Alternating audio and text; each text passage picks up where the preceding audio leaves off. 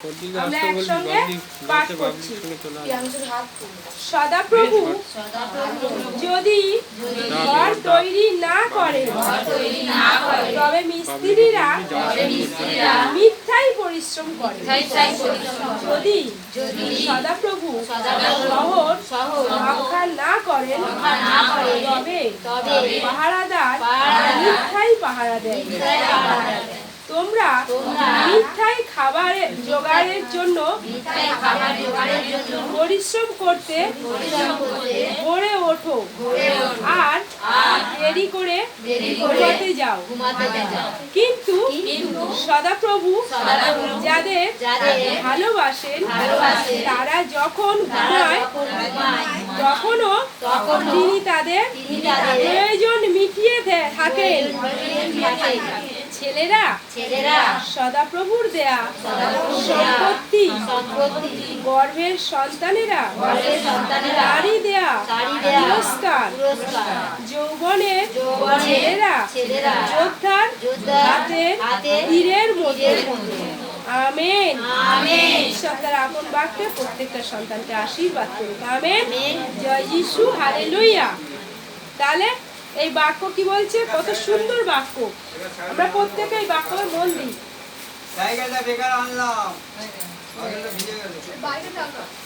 প্রত্যেকে আমরা এই বাক্যে মন দিই। সদাপ্রভু যদি ঘর তৈরি না করেন তবে মিস্ত্রিরা মিথ্যাই পরিশ্রম করে। তাহলে এই ঘর কে তৈরি করেছে? সদাপ্রভু। কারণ ঈশ্বর যদি না চাইতো মিস্ত্রিরা ঘর কোনোদিন সম্পূর্ণ করতে পারতো না, মিস্ত্রিরা তৈরি করতে পারতো না। বলছে ঈশ্বর যদি না চায় মিস্ত্রিরা মিথ্যার পরিশ্রম করে। তাহলে ঈশ্বর চেয়েছেন বলেই আজ এই সুন্দর ঘর তৈরি হয়েছে, তাই না? তাই বলছে সদাপ্রভু যদি ঘর না তৈরি করেন তাহলে মিস্ত্রিরা মিথ্যাই পরিশ্রম করে। তাহলে ঈশ্বর না চাইলে, ঈশ্বর যদি না সেই ঘরকে, আজকে আমরা জানি একটা মিস্ত্রি, সে রাজমিস্ত্রি, সে ঘর তৈরি করে, কিন্তু তাকে ডেকে নিয়ে এলাম, ঈশ্বর যদি না সাহায্য করে সেই ঘর সে সম্পূর্ণ করতে পারবে না। ঈশ্বর সাহায্য তবে যদি করে তবেই সেই ঘর সম্পূর্ণ হয়।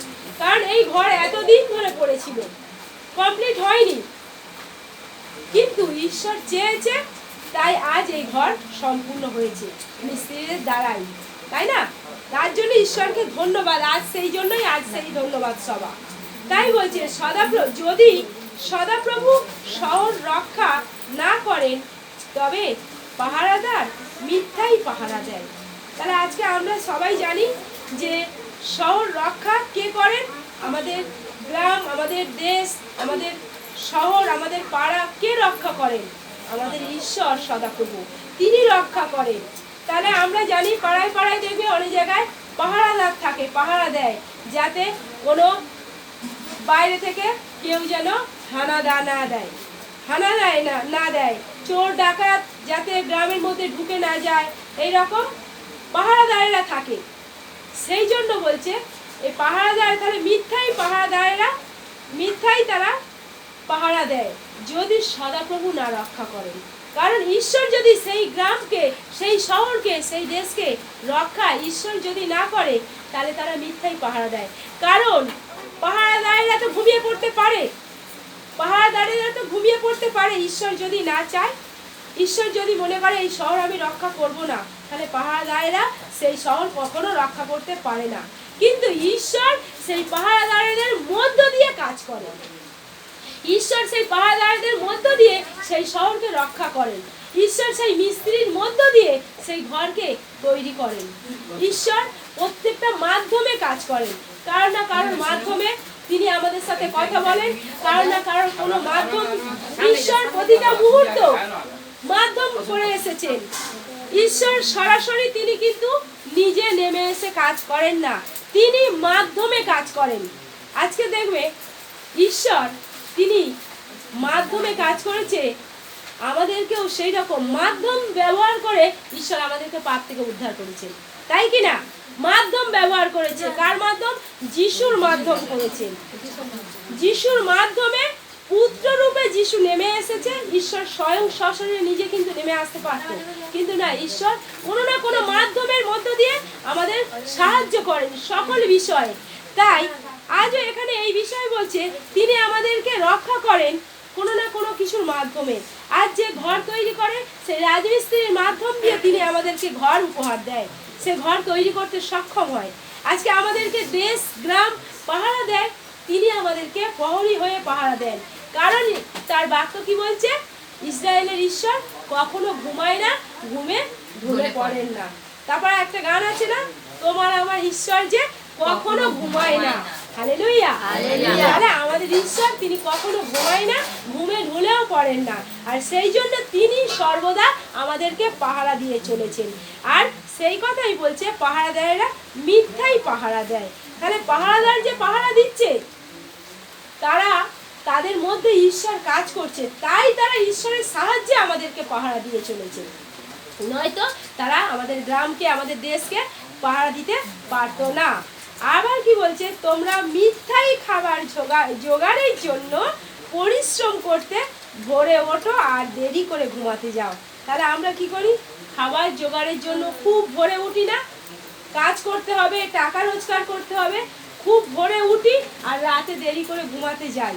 কিন্তু বলছে পরিশ্রম করো যে, কিন্তু সদাপ্রভু যাদের ভালোবাসেন তারা যখন ঘুমায় তখনও তিনি তাদের প্রয়োজন মিটিয়ে থাকেন। Hallelujah, hallelujah. তাহলে সদাপ্রভু যাদের ভালোবাসেন, তাহলে আজকে আমাদেরকে ঈশ্বর ভালোবাসেন তো, তাহলে আজকে যদি আমরা ঘুমিয়েও থাকি আমাদের খাবার যোগান তিনি দেবেন। তিনি বলছেন তাদের সমস্ত প্রয়োজন তিনি মিটিয়ে থাকেন। তাহলে আমাদের খাবারের প্রয়োজন আছে কিনা তিনি জানেন। তাহলে আমরা শুধু মিথ্যাই আজকে আমরা বলছি আমি না কাজে গেলে আমার খাওয়া হবে না, আজকে কাজে গেলেও হয়তো এমন পরিস্থিতি হবে আমার খাওয়া হবে না, এরকমও হতে পারে।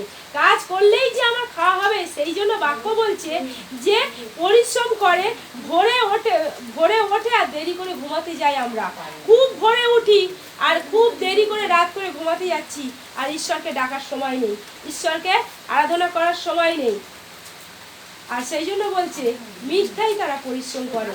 আর ঈশ্বর যদি না সাহায্য করে তার খাবার কোনোদিন সে জোগাড় করতে পারবে না। কারণ ঈশ্বরকে যারা ভালোবাসে, আর তাদেরকে বলছে সদাপ্রভু যাদের ভালোবাসেন, ঈশ্বর যাদের ভালোবাসেন।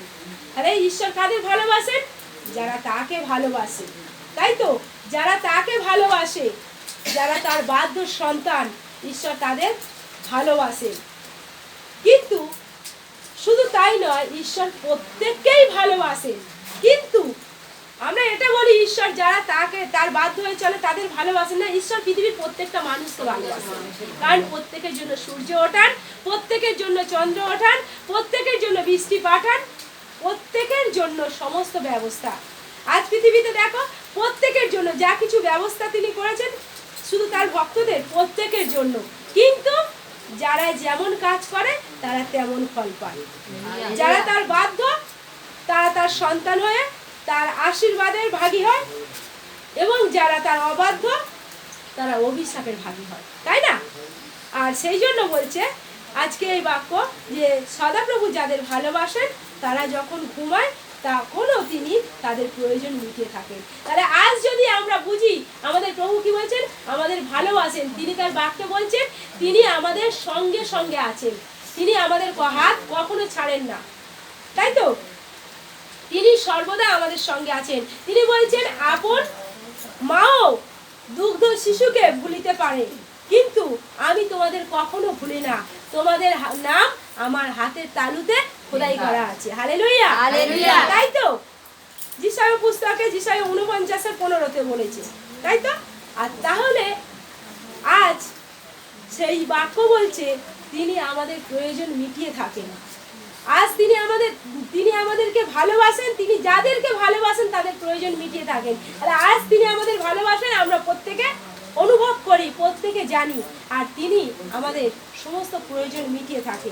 মিথ্যায় আমরা পরিশ্রম করি, আমরা শুধু ভাবি যে আমরা কাজ করলে আমরা খেতে পাবো, আমাদের সংসার চলবে, কাজ না করলে চলবে না। কিন্তু আমরা যদি সেই একটু সময় ঈশ্বরকে দিই, আমাদের সেই কাজের মধ্যেও আমরা যদি সেই ঈশ্বরকে একটু সময় দেই, সেটাই অনেক। আমরা যেন সেই ঈশ্বরকে একটু সময় দিতে পারি। আর কি বলছে, ছেলেরা সদাপ্রভুর দেয়া সম্পত্তি, গর্ভের সন্তানেরা তারাই তার দেয়া পুরস্কার।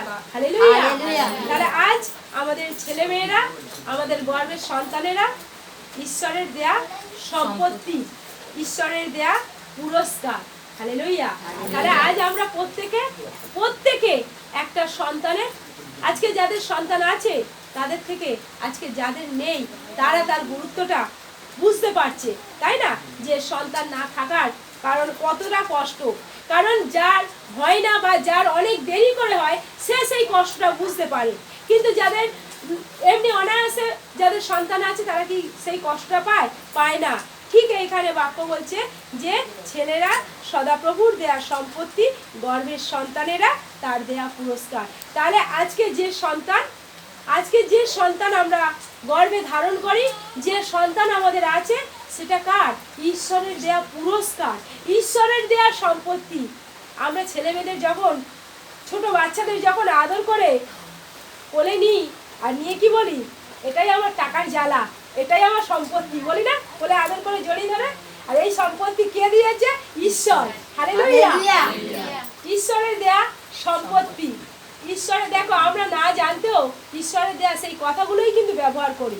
দেখো আজ বাইবেলের বাক্য বলছে যে ছেলেরা সদাপ্রভুর দেয়া সম্পত্তি, আর সেই ছেলেকে কোলে আদর করে জড়িয়ে ধরে আমরা বলি এটা আমার সম্পত্তি, তাই না? তা সেটাই ঈশ্বরের কাছ থেকেই আমাদের পাওয়া সব থেকে পুরস্কার। কারণ এই পুরস্কার ঈশ্বরই দিতে পারে, এই পুরস্কার একমাত্র ঈশ্বরই দিতে পারে। আর তাই বলছে যৌবনের ছেলেরা যোদ্ধার হাতে তীরের মতো। তাহলে একজন যে যোদ্ধা সে শক্তিশালী। যৌবনের অর্থাৎ যে একজন যুবক, একটা অল্প বয়সী যুবক, যাই বলছে যৌবনে যে যোদ্ধা তার হাতের তীরের মতো। তাহলে যৌবনের ছেলেরা সেই যোদ্ধার হাতের তীরের মতো হয়। একজন যোদ্ধার যে হাতের তীর কেমন হয়? শক্তিশালী। আর সেই শক্তিশালী তীরের সঙ্গে সেই যৌবনের ছেলেদের সঙ্গে তুলনা করেছেন।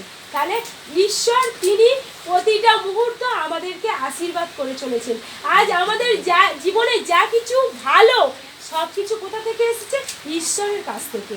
কারণ তিনি প্রত্যেকটা মানুষকে সুন্দর এবং নিখুঁত দান উপহার দিয়ে থাকেন। আমাদের কাছে যা কিছু আছে সমস্ত ঈশ্বরের কাছ থেকে, সমস্ত ভালো ভালো সুন্দর নিখুঁত দান আসে। আর তার এই বাক্যে তিনি আমাদেরকে জানাচ্ছেন যে ছেলেরা আমাদেরকে সম্পত্তি, আমাদের পুরস্কার, আমাদের গর্বের সন্তানেরা। তাহলে এই সুন্দর জিনিস কে উপহার দিয়েছে? ঈশ্বর উপহার দিয়েছেন। তাহলে আজ আমরা পৃথিবীতে বেঁচে আছি শুধুমাত্র তারই দয়াতে। আজ আমাদের পৃথিবীতে যা কিছু আমরা উপভোগ করছি, ভালো খাওয়া, ভালো পড়া, ভালো মন্দ, যা কিছু, ভালো ঘর বাড়ি, সব কিছু ঈশ্বর দিয়েছেন। তাই ঈশ্বর ছাড়া আমাদেরকে কেউ দিতে পারে না।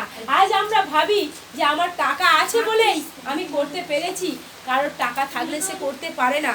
আজ দেখবে অনেকে যার যতই থাকুক কিন্তু কোনো কিছু অভাব ঈশ্বর না মেটালে এই জগতের মানুষ কেউ আমাদের অভাব মেটাতে পারে না।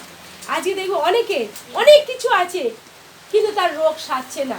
ঈশ্বর যদি না চায় কে আমাদের সুস্থ করবে? তাহলে ঈশ্বর তার রোগকে তুলে নিতে পারেন। আজকে অনেক কিছু আছে কিন্তু একটা সন্তানের জন্য ভিখারির মতন হয়ে রয়েছে, অনেকে আছে। তাহলে এই কোথা থেকে আসে? ঈশ্বরের কাছ থেকে। তাই আজ আমাদের বুঝতে হবে যে ঈশ্বর ছাড়া কোনো কিছুই সম্ভব নয়। কারণ প্রত্যেকটা জিনিস ঈশ্বর আমাদেরকে দান করে থাকেন। ঈশ্বর না দান করলে আমরা কেউ পাই না। তাই আমাদের জীবনে সমস্ত ভালো সুন্দর নিখুঁত দান স্বর্গের ঈশ্বরের কাছ থেকে আসে। তার জন্য আমাদের ঈশ্বরকে গৌরব, প্রশংসা, ধন্যবাদ জানানো উচিত। তিনি আমাদের কাছে এটাই চাই। তাই সমস্ত গৌরব, প্রশংসা, ধন্যবাদ, মহিমা সেই ঈশ্বরকেই জানাই। সকল গৌরব, প্রশংসা, ধন্যবাদ, মহিমা তোমায় দিই পিতা, তোমায় দিই। হালেলুয়া। ঈশ্বর তার আপন বাক্যে প্রত্যেকটা সন্তানকে আশীর্বাদ করুক। আমেন। জয় যিশু। হালেলুয়া।